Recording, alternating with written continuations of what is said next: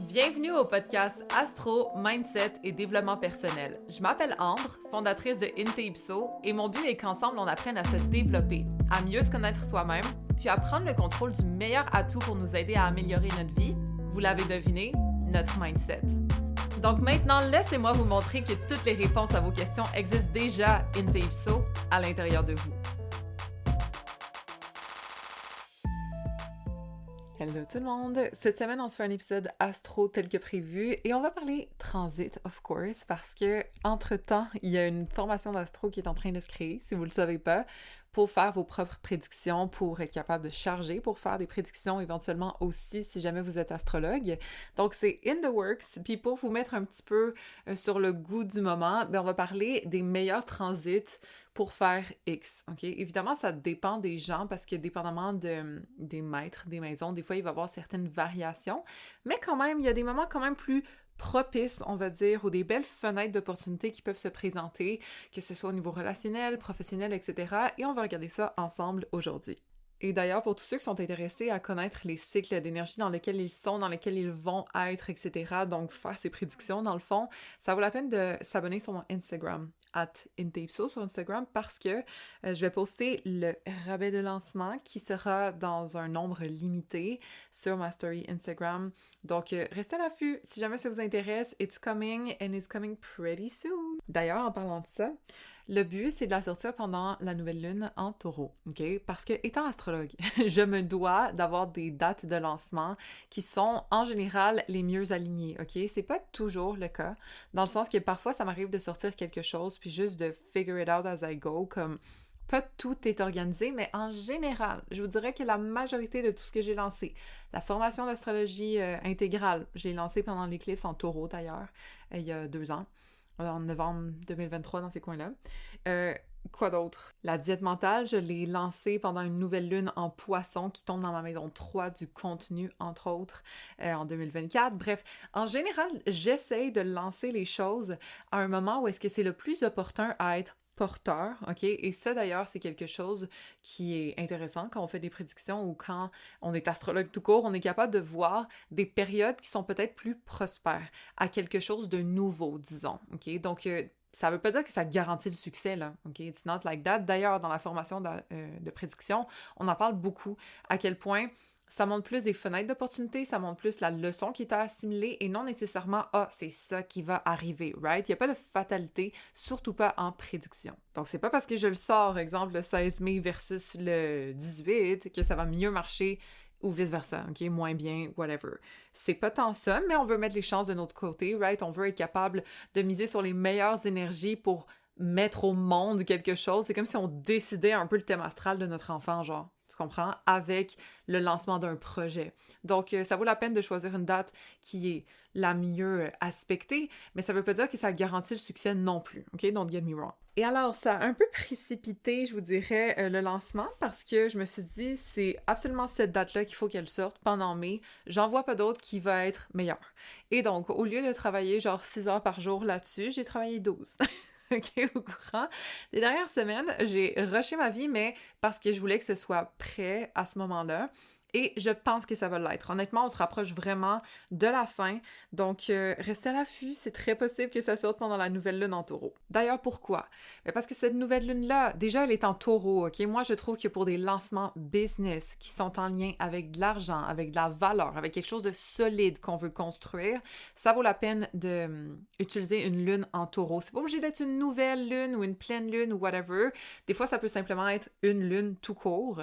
Mais c'est intéressant à le faire parce que c'est soutenant comme énergie. Les lunes en Capricorne peuvent être bonnes aussi. C'est juste qu'une lune en taureau, c'est exalté. OK? Elle se sent bien en taureau, la lune. Elle est confortable. Dépendamment des genres de projets, ça peut être différent. Tu sais, si c'est quelque chose qui, je sais pas, est en lien avec le sport ou la motivation, peu importe. Peut-être qu'on peut lancer ça pendant une lune en bélier. Whatever. Ça dépend vraiment du style de projet. D'ailleurs, il me semble que le Astro Club, je l'ai lancé pendant une lune en Sagittaire. C'était pas une nouvelle ou une pleine, whatever. C'était juste une lune en Sagittaire tout court. Et puis, ben voilà, c'est quand même dans l'enseignement, là. Fait que, veux pas, ça dépend du style de projet qu'on lance. Mais de regarder la lune et surtout ses aspects, ça va être intéressant. Et dans ce cas-ci, cette lune en taureau, mais non seulement c'est une nouvelle lune en taureau et ça fait une opposition à mon milieu du ciel et mon soleil, personnellement, mais c'est aussi bien aspecté à Jupiter. OK? Jupiter est en beau petit sextile. Le sextile, c'est un aspect qui est supportant, c'est pas le plus fort, là, mais ça reste agréable. Et en plus, cette nouvelle lune-là, elle est conjointe Mercure. Et Mercure, c'est la planète de la communication, du mental, du partage de connaissances. Et donc, ben, je trouve que pour une formation d'astrologie qui est très, très mentale, là, on s'entend que c'est pas de l'esthétique ou justement du sport ou peu importe, c'est vraiment de l'apprentissage de connaissances. Mais ça vaut la peine de partir ça à ce moment-là. Donc, ça veut pas dire que vous êtes obligé de partir un projet intellectuel, là, vous, dans votre cas. Peut-être que oui, d'ailleurs, mais peut-être que non. J'ai exemple une de mes très bonnes amies qui va avoir une entrevue le 13 mai et selon moi, elle va avoir une nouvelle job dans ces coins-là du 16 mai probablement parce que ça tombe dans sa maison 10 de la carrière en plus dans son cas. Elle est enseignante en passant, fait qu'avec cette nouvelle lune-là en taureau conjoint Mercure, it makes a lot of sense. Sinon, ça pourrait être aussi partir quelque chose au niveau relationnel, au niveau familial, au niveau des repères, peu importe, mais quelque chose qui est solide, quelque chose qu'on veut qui dure dans le temps, quelque chose qui est fiable, qui a une énergie qui est là pour durer. En tout cas, moi, cette nouvelle lune-là, je la trouvais super belle. En plus, il n'y a pas vraiment d'aspect qui est difficile, ok? Il n'y a rien d'autre outre que ce petit sextile-là à Jupiter de mémoire, conjoint Mercure aussi, cette nouvelle lune. C'est pas mal tout, là. Il n'y a pas de carré, il n'y a pas d'opposition, il n'y a pas de whatever. Comme, on est good. Donc, comme je vous dis, pour un lancement, c'est rare que je m'y fie à 100%, mais là, ça donne que je trouve que c'est la meilleure date, OK, pour partir quelque chose, pour se lancer. Et en plus, comme je vous dis, ma première formation d'astrologie intégrale sur le thème astral, je l'ai partie dans une lune en taureau aussi. Cette nouvelle-là, on va faire ça pendant une lune en taureau. Je trouve que comme, voilà, c'est très cohérent, disons. Donc, pour lancer un projet, moi, je trouve que ça vaut la peine de regarder les aspects à la Lune, OK? Et aussi, bien évidemment, dépendamment de quel genre de projet vous lancez, peut-être qu'on peut regarder la planète qui serait en lien. Tu sais, si c'est quelque chose au niveau de l'esthétique, disons, mais peut-être qu'on va regarder Vénus, ses aspects. Si c'est quelque chose de plus mental, on peut regarder Mercure. Si c'est quelque chose de plus dans l'action ou dans le sport ou justement ce genre de choses, ça peut être Mars. Mais reste que la Lune est quand même très importante à regarder parce qu'elle avance très rapidement, right? À chaque 2 jours et demi, elle va venir changer de signe. Donc, c'est important de choisir une journée, mais aussi une heure en passant du lancement pour que les aspects à la Lune soient bien aspectés idéalement. Évidemment, on peut pas toujours choisir, là, j'ai pas toute partie de toutes mes affaires tout le temps au meilleur moment, ce serait pas réaliste, mais on essaye de prendre un moment où est-ce que ça semble être relativement supportant. OK, ça veut pas dire que c'est obligé d'être parfait. Encore une fois, il y aura toujours des aspects dans le ciel un peu plus challengeants d'habitude. Mais en gros, quand même, de regarder les aspects à la Lune, à savoir si c'est supportant, si ça encourage, est-ce que justement il y a des aspects de Jupiter qui va amener de la prospérité techniquement ou du moins de l'expansion? Est-ce que peut-être Mars est en trigone, ça peut amener plus d'action, de mouvement, de rapidité? Ça dépend. Mais on essaie d'éviter les gros carrés difficiles, les grosses oppositions difficiles à la Lune parce qu'encore une fois, ça change à chaque 2 jours et demi là, de signes. Donc, ça avance vite, une lune. Fait que je trouve que ça vaut la peine de se laisser une fenêtre d'opportunité à choisir la meilleure lune du moment, disons, OK? Encore une fois, faut pas virer fou non plus, parce qu'il n'y a jamais de configuration parfaite, mais ça vaut quand même la peine à regarder, dépendamment de quel genre de projet vous voulez lancer. Voilà, d'adapter un peu en fonction de ça, je pense que ça peut aider. Et d'ailleurs, de regarder Jupiter aussi, je trouve que c'est quand même important, parce que Jupiter veut pas, c'est les opportunités, l'expansion, la prospérité, la chance et tout. Si Jupiter est, je sais pas, en gros, carré avec Saturne, mais peut-être que ça va être un peu plus limité, ou du moins ça va prendre plus de temps à se déployer. Encore une fois, c'est de la spéculation, on s'entend, là, ça peut être un succès fou du jour au lendemain, même si Jupiter est en carré à Saturne à ce moment-là, right? Ça dépend. Mais si on veut mettre les chances de notre côté, peut-être que je passerai par-dessus ce moment-là, puis j'attendrai que Jupiter soit du moins plus neutre, ou encore mieux aspecté avec d'autres planètes comme Vénus, etc. Bon, si on reste sur le thème un peu business/carrière, disons, revenus, salaire, tout ça, les meilleurs moments d'opportunité, selon moi, c'est quand la maison 2 ou la maison 10 va être activée. Évidemment, ça dépend de l'essence de la planète qui l'active, hein. Ça peut être justement Jupiter qui amène des opportunités, ça peut être le nœud nord, exemple, qui amène de l'accent, de l'évolution dans ce domaine, ça peut être intéressant. Mais on va pas s'en tenir juste à ça non plus. Tu sais, des fois, Saturne même peut amener des opportunités de de maturation, de restructuration, des fois même de prise d'autorité. Si ça transite sur votre milieu du ciel là, dans votre maison 10, mais c'est très possible qu'il y ait comme une promotion qui demande peut-être plus de responsabilité, mais qui soit très bénéfique aussi. Saturne dans la maison 2, ça peut représenter des fois un sentiment de manque, on sent que comme on n'en a pas assez et tout, c'est possible, ça arrive, mais très souvent, ça peut être aussi une opportunité de construire des nouveaux piliers solides là-dedans, de restructurer notre approche à l'argent et notre approche à la valeur, bien évidemment, là, celle qu'on s'accorde ou ce qu'on valorise en général, mais en gros, ça peut être un moment comme une opportunité de budgéter ou de restructurer comment on gagne son argent, peut-être revoir ces choses-là pour créer des piliers plus solides dans ce domaine, encore une fois. Même Pluton, Loki, peut être excellent. Moi, c'est ça qui est arrivé d'ailleurs. Pluton dans ma maison 2, en Verseau. D'ailleurs, j'utilise les signes entiers, là, pour ceux qui ne le savent pas. C'est alors que je suis devenue travailleur autonome. C'est littéralement quand, en 2023, Pluton est entré pour la première fois en Verseau. Ensuite, il est rétrograde. Ensuite, il est revenu, whatever. Mais le premier contact de Pluton en Verseau, je vous jure, là, à comme 2-3 jours de différence, je suis devenue travailleur autonome officiel, genre entrepreneur pour de vrai. Donc, la transformation profonde que Pluton amène est pas toujours destructrice en passant. Des fois, elle peut nous aider à prendre beaucoup plus de pouvoir qu'avant.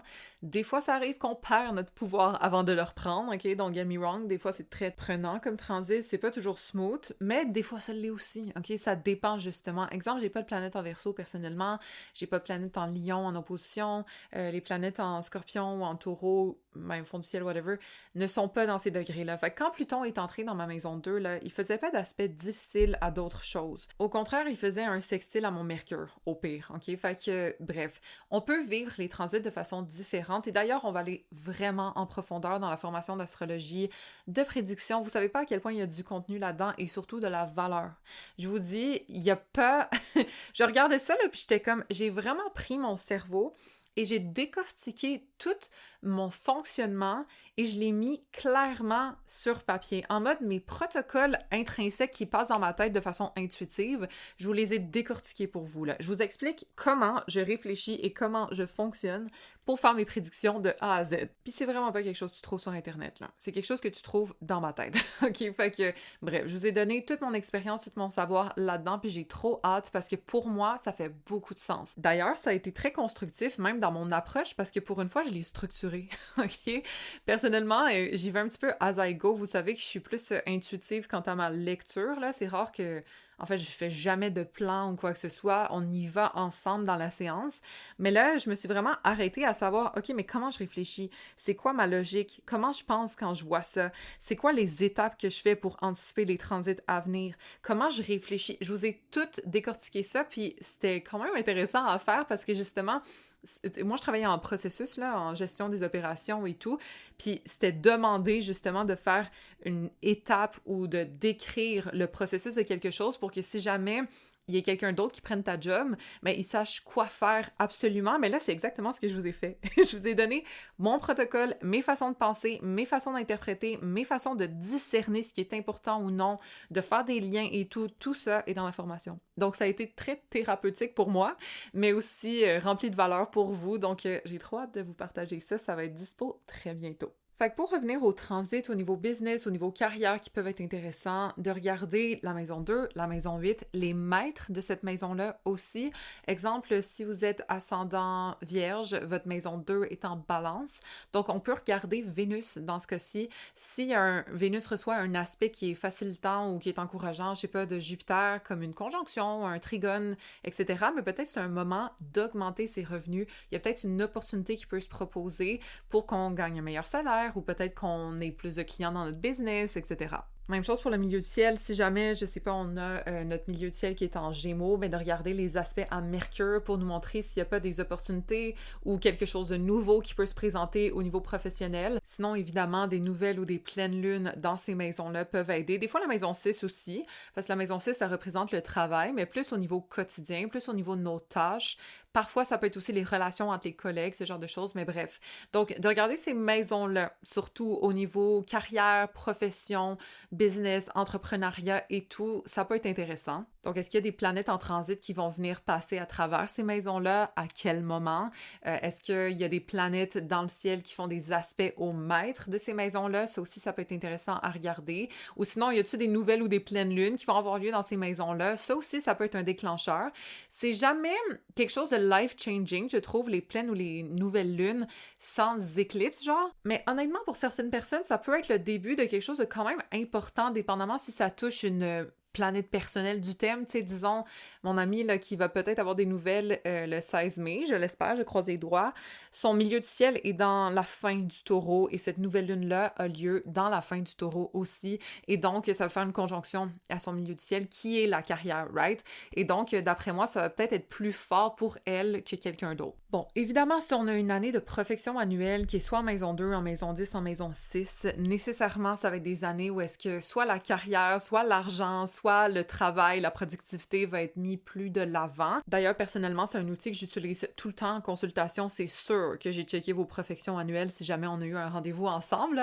Donc, ça vaut la peine. Ça donne un peu le trailer de l'année. Ça donne le ton qui va avoir lieu durant cette année-là. C'est très général, on s'entend, là. C'est comme un signe, une maison. Mais reste que je trouve que c'est vraiment on point d'habitude. Ensuite, au niveau du thème progressé, on peut voir aussi des fois s'il y a des avancées au niveau professionnel. Des fois, quand on a une lune progressée qui tombe dans le signe du Capricorne, du Taureau, ça peut être des moments où est-ce qu'on est plus axé sur soit le travail, soit notre argent, soit de construire des piliers solides. Ça veut pas dire que c'est nécessairement genre de l'entrepreneuriat ou la carrière.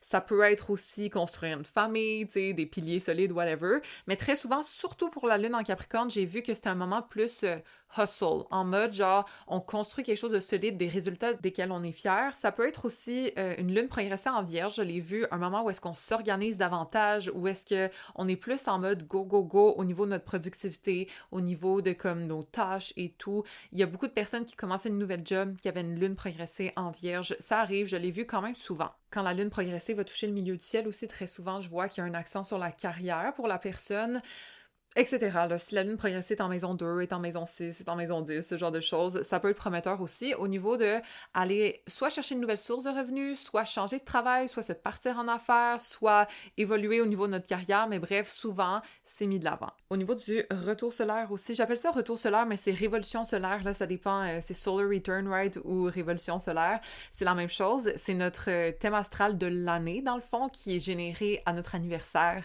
au degré près et à la minute près de lorsque notre soleil revient à la place initiale de quand on est né. Et ça vient nous montrer des détails sur cette année-là. D'ailleurs, je vous l'explique en profondeur dans la formation aussi. Il y a une grosse section sur le retour solaire si jamais ça vous intéresse.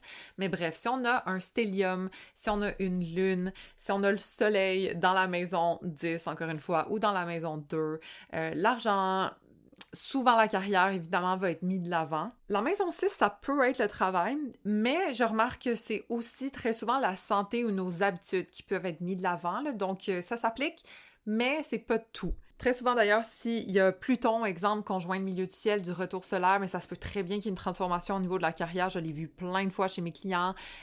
Uranus, conjoint aussi le milieu du ciel, etc., ça peut être le cas. Bref, il y a une infinité de possibilités, là, je vais juste vous en énumérer quelques-uns, mais en gros, on va rentrer là-dedans en profondeur, on va regarder juste tout ce que tout veut dire au niveau des transits pour être capable de mieux interpréter le ciel présent par rapport à notre thème astral à nous et donc quelles sont les leçons du moment et aussi celles qui sont à venir, à savoir c'est quand que ça va arriver ou à quel moment on peut commencer à ressentir les choses même si le transit n'est pas exact, etc. On y va vraiment en profondeur. Bon, et si on regarde l'amour maintenant, parce qu'on s'entend que c'est quand même un sujet qui est souvent demandé en consultation, que ce soit pour savoir c'est quand que ça va arriver ou est-ce qu'il va y avoir du progrès dans le couple ou quoi que ce soit, ben on peut regarder évidemment la maison 7 et le maître de la maison 7 aussi. Donc, meilleur exemple, je suis ascendant Capricorne, right? Mon descendant, donc ma maison 7 est en Cancer.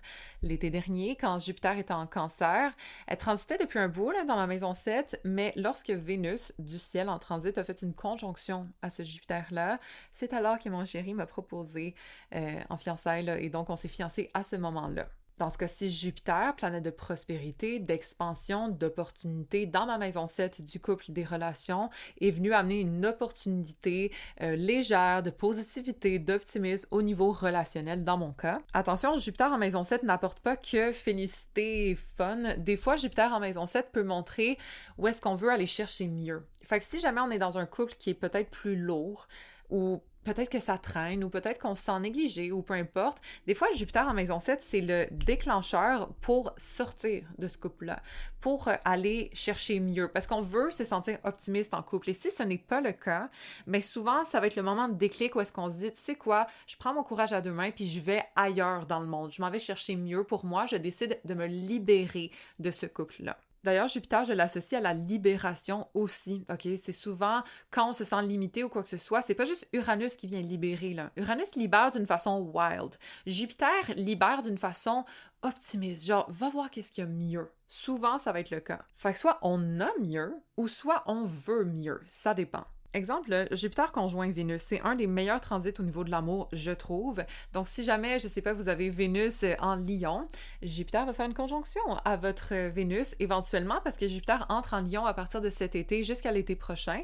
Et donc, ça veut dire qu'il va avoir des opportunités, de l'expansion, de l'amélioration au niveau techniquement relationnel pour vous parce que c'est Vénus. Ça peut être votre estime, des fois ça peut être votre argent, des fois ça peut être simplement comme l'aimabilité, notre charisme qui s'améliore, qui prend de l'expansion. Mais si jamais vous traînez dans un couple qui vraiment vous limite, où vous vous sentez pas reconnu, où vous vous sentez pas valorisé, mais ça se peut que vous vous sépariez à ce moment-là aussi. En tant qu'astrologue, on peut pas déterminer le résultat d'un transit, mais on peut déterminer la leçon qui est derrière, ou du moins ce que cette planète-là essaye d'enseigner à la planète qui se fait aspecter, ok? Moi, c'est souvent comme ça que je vois ça. Fait que ça nous aide à mieux naviguer, ça nous aide à comprendre dans quel cycle on est, ça nous aide à comprendre quelles sont les leçons du moment, sans nécessairement nous dire c'est quoi qu'on doit faire. Parce qu'encore une fois, libre arbitre. Mais si tu sais que tu as un transit de Uranus, la dernière chose à faire, c'est de réprimer ce besoin de liberté-là. C'est de ravaler ton authenticité puis ton individualité. Ouf, là, ça va être vraiment dur à vivre. Donc, sachant que tu as un transit d'Uranus, mon conseil, c'est d'écouter ton intérieur. Qu'est-ce que la petite voix que tu as toujours étouffée est en train de te dire? C'est-tu de partir en voyage toute seule? C'est-tu de te lancer à ton compte? C'est elle qu'il faut que tu écoutes. Tandis que si c'est Saturne, la leçon, c'est plutôt la persévérance. C'est plutôt de prendre son temps, de comme, OK, d'y aller étape par étape, puis même si les résultats sont pas là tout de suite, de continuer. Fait que tout dépend de l'essence de la planète en transit qui aspecte notre planète personnelle, ok? La leçon va être différente selon l'essence de chacune, mais de le savoir nécessairement que ça aide. Moi, je le sais environ quand prévoir les choses. Je sais ma date de mariage, Loki, ok? Puis c'est vraiment pas tout de suite, justement parce que j'ai checké en 2027, ça me parlait vraiment pas tout ce qu'il y avait dans le ciel. Mais en 2028, oui. OK? Fait qu'on verra si ça va être le cas. Encore une fois, je suis pas non plus psychorigide, là. Mais si j'avais à choisir, pour moi, ce serait en 2028. Je vous dis pas quand, parce que je veux pas me jinx, mais quand même. Donc bref, pour rencontrer ou pour avoir de l'amélioration ou plus d'engagement dans un couple, évidemment, on peut regarder les transits dans notre maison 7 ou les transits sur le maître de la maison 7. Exemple, dans mon cas, c'est ma lune. Fait que dépendamment... D'ailleurs, je pense que Jupiter faisait une opposition à ma lune. Ou pas encore. Je suis pas sûre au niveau des degrés. Il me semble que c'était 15 degrés, puis ma lune est à 21. Fait que c'est une opposition large, disons. En tout cas, bref, tout ça pour dire, c'est pas obligé non plus d'aspecter le maître du descendant. Des fois, c'est simplement juste un transit dans votre maison 7. Un transit sur Vénus aussi, c'est très possible. Même si Vénus peut représenter d'autres choses. Exemple, pour les ascendants vierges, comme je vous dis, c'est entre autres votre argent.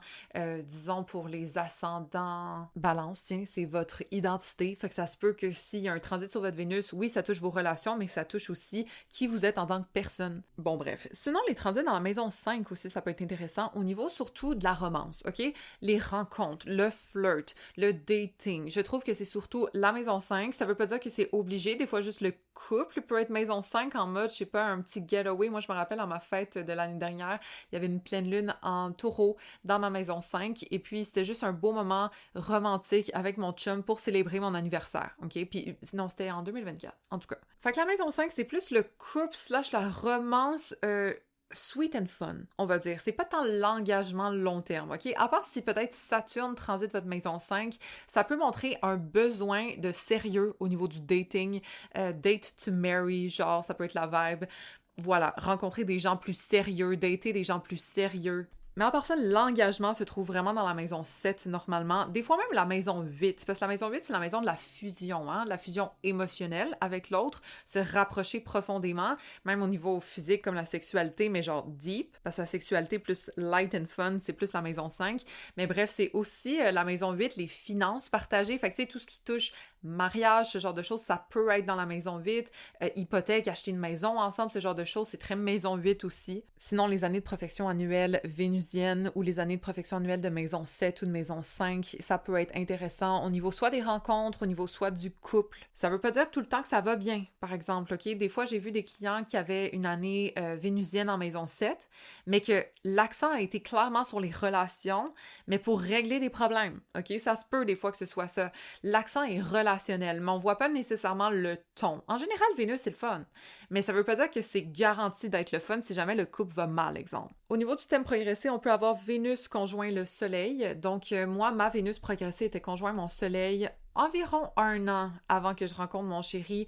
Quand je l'ai rencontré, elle était encore sur mon Soleil. Donc, tu sais, c'est large comme spectre. Moi, j'ai pas prédit ma rencontre. Honnêtement, je m'attendais pas à ça, mais j'ai prédit que j'allais être en couple quand Jupiter allait être en Cancer et quand mon année de profection annuelle allait être vénusienne. Et d'ailleurs, c'était le cas, je me suis fiancée cette année-là. Donc, j'ai pas prédit ma rencontre. Et d'ailleurs, quand on a eu notre première date, moi et mon chum, le Soleil était conjoint ma Lune. On se rappelle que ma Lune, c'est le maître de mon descendant, mais le Soleil, ça bouge vite. Ça bouge d'1 degré à chaque jour, là.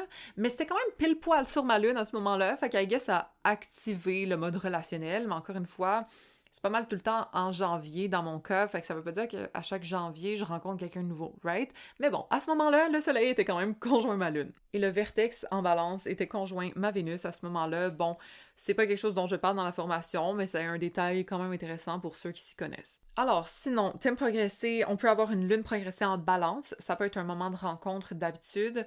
Lune progressée en scorpion, ça peut être une rencontre très profonde et transformatrice aussi. Sinon, quand notre lune progressée entre dans notre descendant, ça peut être le cas. Lune progressée conjoint Vénus, Vénus natale ou Vénus progressée. Au niveau de la révolution solaire, quand on a un ascendant en balance, une lune en balance, une lune dans la maison 7, un soleil en maison 7, des fois ça peut être plus propice aux rencontres et ou aux couples.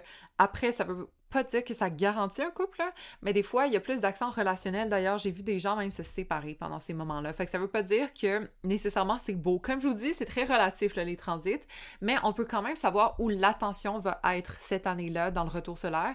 Et puis, ben, dans ce cas-ci, c'est relationnel. Aussi, des planètes lourdes sur le descendant, ça peut montrer des changements profonds au niveau du couple d'habitude. C'est pas dans tous les cas que c'est vrai, je trouve. En même temps, j'ai comme l'impression que ça allait finir par venir, là.